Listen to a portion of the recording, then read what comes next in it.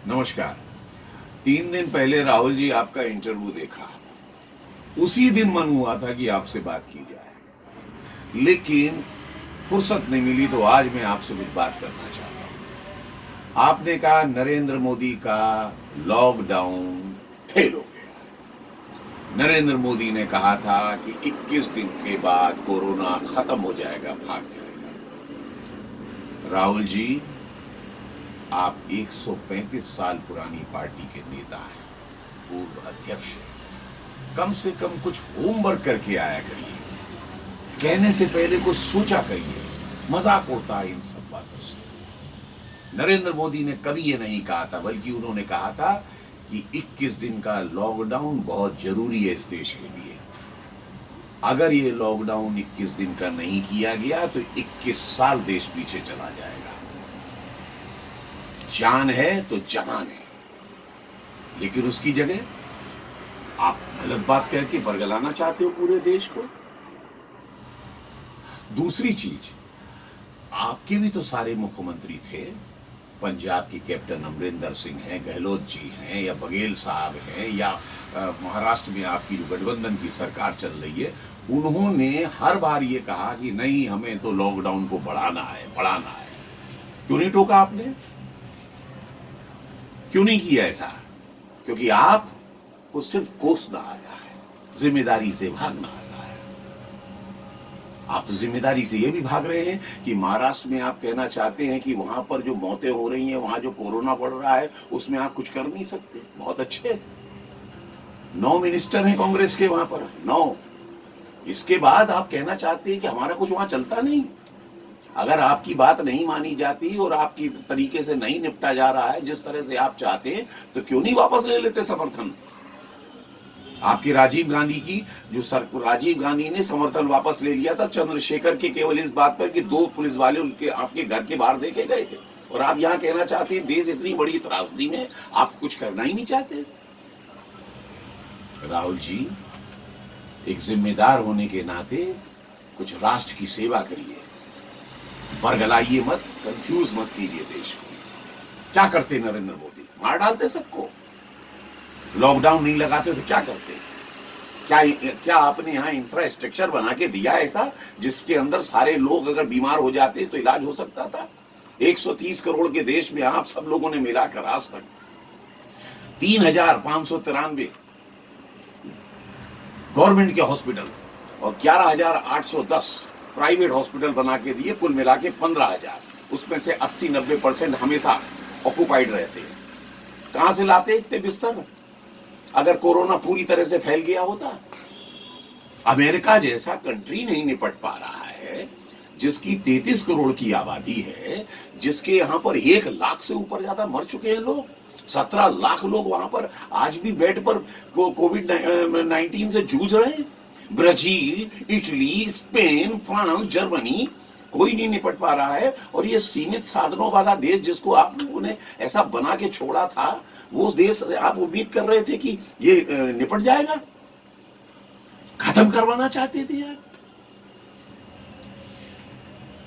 4,800 लोग केवल इस देश के अंदर अभी तक खत्म हुए और 1,65,000 लोग बीमार हुए। इसको आप लॉकडाउन का कंट्रोल नहीं कहेंगे तो क्या कहेंगे? अगर लॉकडाउन नहीं होता तो क्या ये स्थिति रह पाती? लाशों पर चल रहे होते हम। लेकिन नहीं, आपको राजनीति करनी है, सलूशन नहीं देना है। मजदूर भाग रहे थे आपके महाराष्ट्र से, मजदूर भागे पंजाब से, मजदूर भागे राजस्थान से, मजदूर भागे दिल्ली से। आपने राष्ट्र हित में एक बार भी कहा मजदूर भाइयों जाओ मत, कांग्रेस आपके साथ खड़ी है, आपको सपोर्ट देगी, आपको भोजन देगी, आप रुकिए, राष्ट्र को जरूरत है, फैक्ट्रियों को काम की जरूरत है। कल को आर्थिक स्थिति खराब होगी देश की, कौन जिम्मेदार होगा? आपने एक बार भी कहा होता तो कम से कम समझ में आता कि आप राष्ट्र की चिंता करते हैं। राहुल जी, देश बड़ा होता है, राजनीति तो बाद में भी कर ली जाती है।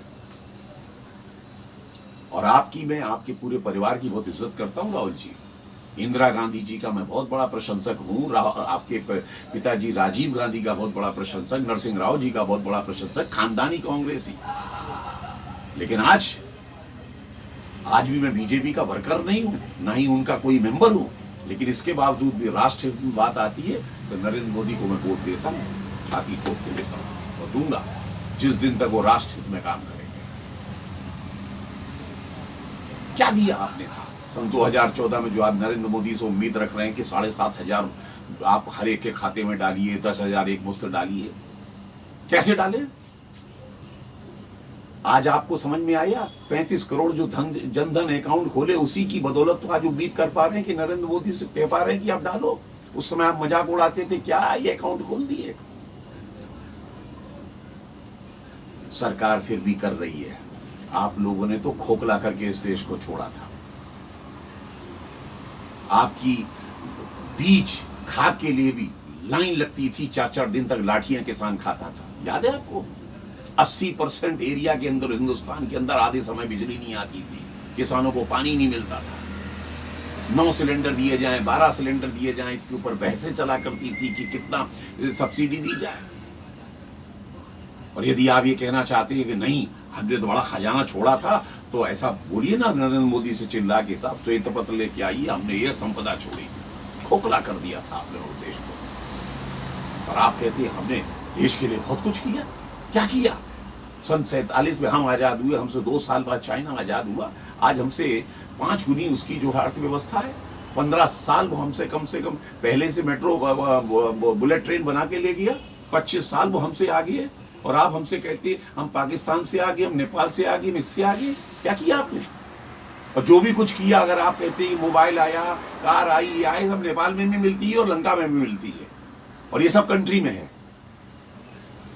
और यह ऐसा हमेशा होता चला आया। लेकिन आपने इस देश को कहां बनाया? मत करिए इस तरह से क्रिटिसाइज, सकारात्मक राजनीति करिए। राम जन्मभूमि जैसा मुद्दा सुलझाया गया, आपसे एक बधाई नहीं निकली। बड़े बड़े मामले यहाँ पर किए गए, सीए जैसा कानून लाया गया जो बिल्कुल देश हित में था, राष्ट्र हित में था, जिसमें मुसलमानों की कोई नागरिकता नहीं जा रही थी। इसके बावजूद आप लोगों ने भड़का दिया कि उठ के आ जाओ। और सबसे ज्यादा तो हद आपने तब कर दी जब जम्मू कश्मीर, जो कि आपके खुद जवाहरलाल नेहरू का ये था कि ये धारा जो है टेम्परेरी धीरे धीरे खत्म हो जाएगी, जिस 370 और 35A को जिस वक्त यहाँ पर लागू किया गया, वो भी संवैधानिक रूप से लोकसभा राज्यसभा से पास करा के उसको भी आपने असंवैधानिक कह दिया। संविधान और संवैधानिक की बात जानते हैं। 100 दफा आपकी सरकारों ने कम से कम 356 का दुरुपयोग किया, वो संवैधानिक था। और उसके बाद भी आप बाज नहीं आए अपनी अनमेच्योरिटी से। जब आपको मालूम था कि पाकिस्तान उपद्रव करा सकता है, जब आपको मालूम था वहां कर्फ्यू लगा हुआ है, जब आप जानते थे इंटरनेट बंद है, जब आप जानते थे शांति, फिर भी आप वहां पहुंच गए थे कश्मीर में, केवल इसलिए कि किसी तरीके से डिस्टर्ब किया जाए, इस पूरा जो 370 हटिए इसको मतलब बदनाम किया जाए। आप क्यों नहीं जाते? अब खुला माहौल है, जाइए ना। लेकिन आप नहीं जाएंगे क्योंकि आपको केवल राजनीति रोटियां सेकनी है। देश जाए गर्त में, देश जाए भाड़ में, नरेंद्र मोदी हारना चाहिए, नरेंद्र मोदी खराब होना चाहिए, नरेंद्र मोदी को जाना चाहिए। लेकिन उखाड़ नहीं पाओगे आप उस आदमी का, नरेंद्र मोदी का ये बाल नहीं उखाड़ पाओगे। इस तरह से सारा देश समझ चुका है। जय हिंद।